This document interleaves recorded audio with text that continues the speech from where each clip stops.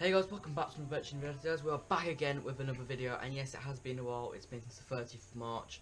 I know it's a long time to go without uploading a video, but believe it or not, when you're a football channel and football's been cancelled, it's kind of hard to make content. So I've been struggling for ideas. Also got a computer that can hardly edit now. It's that slow. So making videos has been even harder. I have tried, but it's just not working. Today, however, we're going to be doing my Premier League team of the season so far. Looks like the season will continue, but considering we've been at quite a considerable standstill, I decided I'd do my team of the season of the 29 or 28 games that have happened so far this season. My team's going to be in a 4-3-3 formation. In terms of how I've decided it based on personal opinions. Obviously not seen all the players because I don't watch all the games. Watch most of them, but not all of them. So for that, I've used based off stats, and I've gone on FootMob to get average ratings for the players to kind of compare them to each other when decisions come close.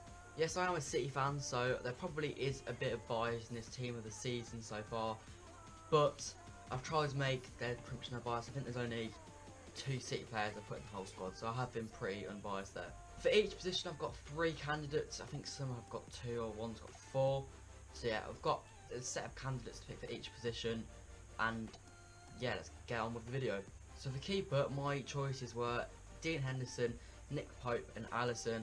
I think they're all pretty obvious choices. Nick Pope, most clean sheets, obviously plays for the defensive team. Alisson, again, has had a good season. I think he's made a few mistakes though, but obviously playing for the best team in the league by a country mile. And Dean Henderson has had a quality season. Just a shame the only mistake he's made all year happened to be against Liverpool. So to begin with, Dean Henderson, he has obviously made 1 error leading to a goal this year against Liverpool. That mistake from the Genie Wijnaldum goal at Bramall Lane earlier this season. He's also got 10 clean sheets in 27 appearances, which I would say is quite a good feat when you consider a team like Sheffield United. Although they have had a great season, it's still an impressive achievement. And of the 2 penalties he's faced this year, one of which was against Gabriel Jesus, he saved both of them, so that obviously helps him out as well. Nick Pope, next on my list, has actually got 1 more clean sheet. He's got 11, but he's played, I think, 2 more games. He's got 29 appearances in the league. Also very good. He's got the most clean sheets in the league this season so far. He has saved 1 out of the 4 penalties he has faced this season so far, and has made 2 errors leading to goals. So though he's played more games, he has made more errors leading to goals. And finally, Alisson, who has got 10 clean sheets, as many as Henderson, 1 less than Pope, have only making 20 appearances, obviously, because he's been suspended because he had a red card against Brighton earlier this year.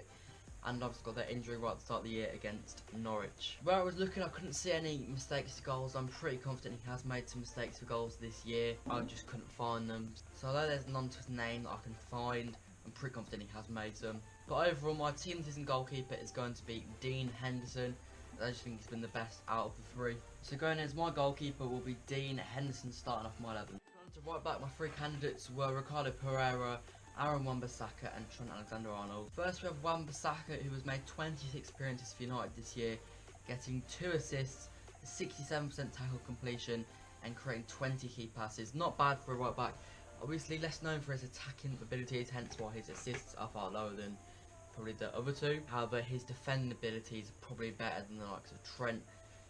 This year especially, he's shown he's handled Sterling extremely well in the Manchester derbies. Next up is Ricardo Pereira, who has registered 3 goals, 2 assists in 28 appearances. Pereira has made 3 last man tackles, showing that he is a rock solid defender as well, much like Wan-Bissaka. He has a 15% cross accuracy, which sounds quite bad, but it's not too bad for a fullback. And he has a 57% tackle completion, showing that one-on-one he is also not too bad of a defender, although not quite Wan-Bissaka's level. Finally is Trent Alexander-Arnold, has 12 assists in 29, not really surprising considering how good we've seen his crosses are. Adding to that, he has had 2 goals this season and has created 87 chances, so way more than his competitors at right back. He also has 67 tackle completion, which shows he's not actually as bad at defending as some make out, although you guess he's had less to deal with, which is why his numbers are higher because he plays in Liverpool and obviously they're much better than United and Leicester. Trent, however, does have a 1 error leading to a goal and has a 21% cross accuracy. Maybe not as high as people make it out to be, but it's still quite a high number when you think all things considered. But for right back, I'm going to put Trent Alexander-Arnold as my right back for team of the season. I think it's got to be him. I don't think there's any other one. I think although the other 2 have been quite good this season, they've just not been on Trent's level. For my 2 centre backs, I have 4 options. I've gone with Van Dijk, Harry Maguire, Kagla Soyuncu and Fernandinho. First of all, we have Virgil van Dijk, 4 goals, 1 assist in 29 appearances. I actually think this year he's got the 4th most goals for Liverpool. He's got the most goals of anyone not in the top in the front three that they've got. So it's quite impressive for a centre back. Again, a very solid season. I guess not quite the same levels that he had the year before, but he has still been very solid. 89% pass accuracy is very good, and I think we all know he is a good ball playing defender. And I think a lot of City fans wish we'd had him to go alongside Laporte, although I still think Stones is underrated. 55% tackle accuracy really isn't what you'd expect, but I guess, he's still been solid at the back, so you can't really fault him much. Van Dijk has also made 5 key passes from defence, which is quite impressive when you consider he's a centre back. Next on the list, Harry Maguire, who has 1 goal and assist in 29 appearances this season. Maguire has made 9 more key passes than Van Dijk this year, making 14 in total.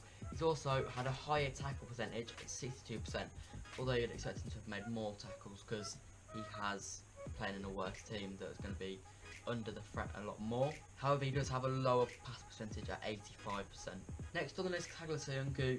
He has a 1 goal and 1 assist in 28 appearances this year, making 4 key passes, so lower than the other 2. He has a 67% tackle percentage, so that is the best out of the 3. He has had a very solid year this year, being a breakout season, replacing Harry Maguire after he went to Man United for 80 million this year. He has an 89% pass completion, which is also very good, and 5 chances created this year with 4 key passes. So he has had a very solid year. Obviously, in a more surprising team, Leicester, who no one expected to do as well. No one expected to do as well as they have done this year. He's a very strong candidate for that centre back role. And finally, we have Fernandinho, who I think some people will be a bit surprised, but I do think he's been very solid, obviously covering for our defensive absences this year. And I know we've not been great defensively, but he has had, all things considered, another very solid season. Maybe not as good as he has in the past in midfield, but for a midfielder standing in defence, I think he's had a very solid season. He has had 1 red card in 23 appearances, obviously that's double yellow card against Aston Villa earlier this year. Fernandinho this year having 90% pass completion and 6 key passes with a 67% tackle completion rate, and has also made 1 goal line clearance more than the others can say they have. However, all things considered, the 2 centre backs I'm going to be putting into my team are Virgil van Dijk and Tagliafico.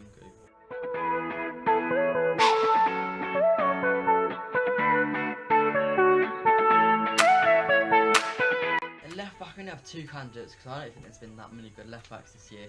I've gone with Andy Robertson and Ben Chilwell. Yeah, I think this one's a pretty obvious one because Ben Chilwell hasn't even really had that good of a year, all things considered. However, I'll still go through the stats anyway. 1 goal, 7 assists in 27 games for Robertson. Another very good year. I'd say he's had a slightly worse year than Trent, but still another very solid year for Liverpool left back. 43 key passes is pretty impressive for a left back, and 50 chances created is not something many players on this list will be able to say, even the midfielders. He also has an 83% pass rate and a 62% tackle rate, showing he can defend and attack. Ben Chilwell, however, has played 23 games with 2 goals and 3 assists, creating 27 key passes and 30 chances. He has a lower 58% tackle completion rate and a 78% pass rate. So obviously, Andy Robertson with the man going into team season, although Chilwell hasn't had too bad of a season. Not as good as he was, I think, in previous years, but still enough to maybe get him a move away to somewhere like Chelsea. Now we are moving on into the midfield. This was one of the hardest decisions I had to make, even just getting this down to a short list. So I think I've got 5 players here. I've got Ndidi, I have Kovacic, De Bruyne, Henderson, and Rodri. 2 people here are going for Player of the Year. See, Henderson won it in the BBC one somehow, not a clue how. But we'll go into Henderson's stats now. 25 appearances, 3 goals, 5 assists, not bad for, I think he's a hold midfielder, sort of a side-to-side player for Liverpool, trying to switch the ball from fullback to fullback. He's made 26 key passes this year, again a very solid stat with 31 chances created. On average that means that he's creating a chance every 60.8 minutes, again a very solid stat, and an 84% pass completion is not too bad either.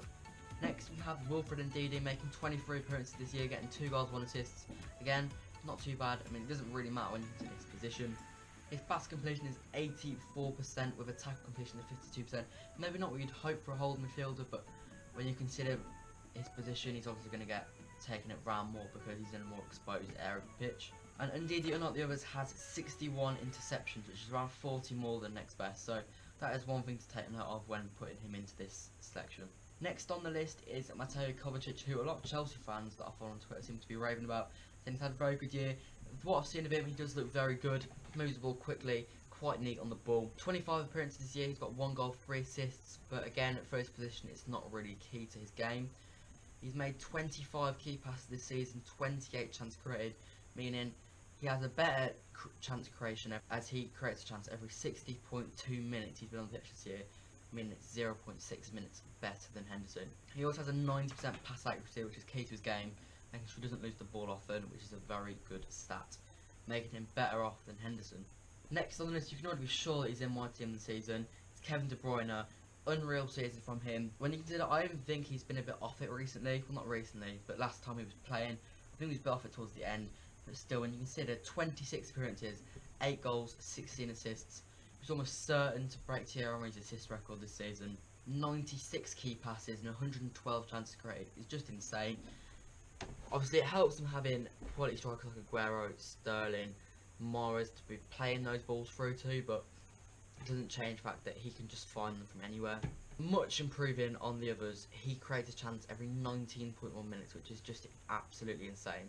And he has a lower pass completion at 82%, but obviously when you consider the type of passes he's trying to make, it becomes more understandable. Finally, in the centre midfield list, I'll have Rodri. Some will be surprised, I think he's had a very good breakout season. I think he's been highly underrated this year. He gets caught out a few times because of his lack of pace, but I do think he's done a very underrated role in the City team. This position in the candidates list was, for me, tightly contested with Fabinho, but based on average ratings and stuff, I went with Rodri ahead. He's got 26 appearances, 3 goals, 1 assist. He's made 28 key passes with 29 chances created, 92% pass completion, which is obviously very important again for the position on the pitch, and a very, very good stat. I think it's the highest out of the lot of them, and 62% tackle completion. Very good again when you consider the position on the pitch he's at. But anyway, with my 3 midfielders, I'm going to go for De Bruyne, obviously, in that attacking role, and the 2 more defensive sort of central areas are Henderson and Kovacic. Now, moving on to the wingers, my candidates for right wing are going to be Adama Traore, Mohamed Salah and Riyad Mahrez. Adama Traore this year has had a very good season by all accounts, very feared by many Premier League fans this season. Absolutely tore City a new one in the 2 games we played against him, scoring, I don't think he scored again at the Molineux, but he obviously created the chance when Mendy messed up. In 28 games, he's only got 4 goals this year and 7 assists, which is, all things considered, not actually as good as you'd expect, but just the fear he strikes in defenders, I think, is enough in itself. I mean, he only has a goal involvement in every 188.4 minutes. Doesn't sound great, to be fair. He has, however, made 38 key passes and has not missed a single big chance this season. A 74% dribble success, meaning he gets around defenders more than he doesn't, and a 22% cross success, which when we saw the fullbacks isn't too bad. And from what I've heard from Wolves fans, his end product isn't great, although it has got better this year. Now moving on to Salah, he has 26 games under his belt, 16 goals, 6 assists. Again, another very good season from Salah, up for contention for a 3rd Golden Boot, 3 years on the bat, so can't complain with that. He has a goal involvement every 101 minutes this year, which again is very impressive. 47 key passes, however he has missed 8 big chances, showing that he's getting a lot of goals, but he's getting more chances than the other lot, so you'd probably expect that. Next up, Mahrez, who I think has had a very good season this year under Pep. Obviously last year he didn't give everyone what we expected of him, didn't have a great year by all accounts, however did score an important goal on the final day against Brighton. However, I would say he's been one of our best players. I put him in the top 3 category this year. Mahrez has got 23 games under his belt, scoring 7 goals and 8 assists, meaning he has a goal involvement every 92.6 minutes. He has 46 key passes, he's missed 2 big chances, and has a 58% dribble rate, so not quite as good as the others. And that's right wingers. I'm going to put Salah as my right wing for the team this season. I think Adama and Mahrez have both had good seasons, but I think Salah has to win it for this. Next up, strikers. We have 4 candidates this time. I have Aguero, Danny Ings, who I think has had an excellent year for Southampton, Aubameyang and Vardy. Aguero has played 22 times this year, lower than the rest of them, and has way fewer minutes. However, still has 16 goals and 3 assists, meaning he averages a goal every 87 minutes, which when you see compared to the others is just stupid. He's created 21 chances as well, although has missed 11 key chances, so that side's not great. Although I think us City fans do kind of realise how many chances we miss. That doesn't even seem that many. Next up, Danny Ings. He's found himself with 15 goals and 1 assist, in 29 appearances, which, considering the team he's playing for, you've got to say is impressive. He averages a goal every 133.3 minutes and has created 22 chances, only missing 5 big chances. Next up, Pierre-Emerick Aubameyang has to be on the list again, considering he's in that debate for top goal scorer this year again. He has 17 goals and 1 assist in 26 games. He's averaging a goal every 135.5 minutes, which again is very, very solid. He has created 21 chances this season and has, much like Aguero, missed quite a few big ones, missing 8. And finally on this, Jamie Vardy, this season's top goal scorer to date, with 19 goals, 4 assists in 26 games, meaning he gets a goal every 117 minutes. He's created 20 chances this season, so a bit less than some of the others, but more than others. But he has missed 15 big chances, meaning he's missed the most out of the 4. However, some may say I'm biased here, but I'm going to go with Aguero for my striker of the season. So he'll be slotting right up top in my 4-3-3. Final position we're going to is left winger, where I have Sadio Mane, Heung-min Son and Marcus Rashford. Start off with Marcus Rashford here, who has 22 appearances, 14 goals, 5 of which are penalties, key to add in there, 4 assists, meaning he has a goal involvement every 98.6 minutes. Very, very solid from the United winger, who's had a much improved year than previous years. Created 28 chances this year, however has missed 9 big chances. Next up is Sadio Mane, who has played 26 times so far this season, getting 14 goals and 7 assists in those appearances, meaning he has a goal involvement every 98.9 minutes. However, has created 20 more chances, creating 48, and has missed 6 more, however, chances, meaning he has missed 15 big chances, which isn't great. But again, much like Salah, he's had a lot more to miss. Finally is Heung-min Son, who's played 21 times this year, getting 9 goals and 7 assists, in the goal involvement every 108.9 minutes, so much worse than the others. So you'd probably roll him out of the equation at this point. He's created 37 chances, so less than Mane, and has only missed 5 big chances, however, so he's better on that front than the other 2. However, I do think this Team of the Year spot goes to Mane, who has been another contender for Player of the Season this year. Finally, to end off, we're going to do my Player of the Year and Young Player of the Year. Player of the Year, I think it's pretty obvious I'm going to go with Kevin De Bruyne. I think Mane and Henderson are probably his closest competitors, and I think Henderson should just be out of the debate straight away. I think KDB is just levels above him, and I think Mane's had a great year, but I do think KDB has just been, again, a step above the rest. For Young Player of the Year, this is players under the age of 25, I think it is. I think it should be under like 21, however, I'd give it to Trent. I think he's had another great year. Young, promising fullback that is going to do big things in the footballing world. Anyway, that is all from me. To go through my team this season one last time, we have Dean Henderson, Trent Alexander-Arnold, Virgil van Dijk, Kagler Soyuncu, Andy Robertson, Kevin De Bruyne, Mateo Kovacic, Jordan Henderson, Sadio Mane, Mohamed Salah and Sergio Aguero. That's my team season. Leave your team of the season down below in the comments. Interested to see who you guys go for. Who would be your player of the year? Who would be your young player of the year? And what do you think will happen this season? I personally think, although I want it to be null and void, it's not going to happen. I'm going to continue playing it behind closed doors as the Bundesliga looks set to return at the time of recording. But anyway, that is all from me today. Leave a like, subscribe if you haven't already, comment, share the video around. It helps a lot in these times. I'll try and get my uploads better than they have been, but I can't promise anything with the way it's going. If we can get football back, then I'll probably do my reaction videos again, just from home instead of the games. Because by the looks of it, I'm not going to go into games again until January, which is a bit annoying. Anyway, that's all for me today, and I will see you guys next time. Goodbye.